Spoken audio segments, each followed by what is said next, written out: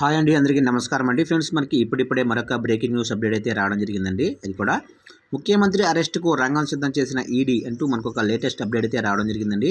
అయితే ఇందుకు సంబంధించిన పూర్తి డీటెయిల్స్ అయితే తెలుసుకుందామండి. వీడియో అక్కడ స్కిప్ చేయకుండా చూడండి ఫ్రెండ్స్, అప్పుడే మనకు పూర్తి సమాచారం అయితే అందుతుంది.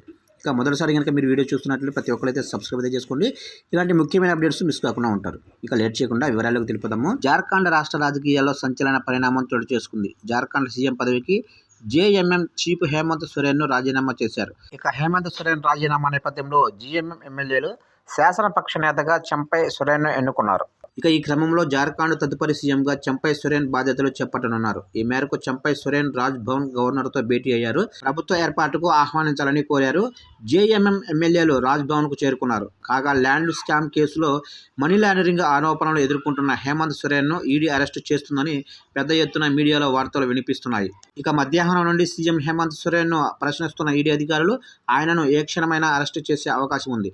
ఈ క్రమంలో హేమంత్ సోరెన్ సీఎం పదవికి రాజీనామా చేయటం జార్ఖండ్ రాష్ట్ర రాజకీయాల్లో సంచలనంగా మారింది.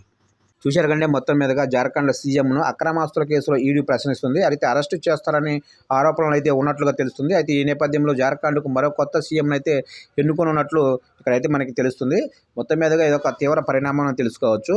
ఈ అప్డేట్ నచ్చినట్లయితే లైక్ చేయండి. ఇలాంటి మరిన్ని అప్డేట్స్ కోసం ఇప్పుడే మన ఛానల్ని సబ్స్క్రైబ్ చేసి ఫాలో చేయండి ఫ్రెండ్స్.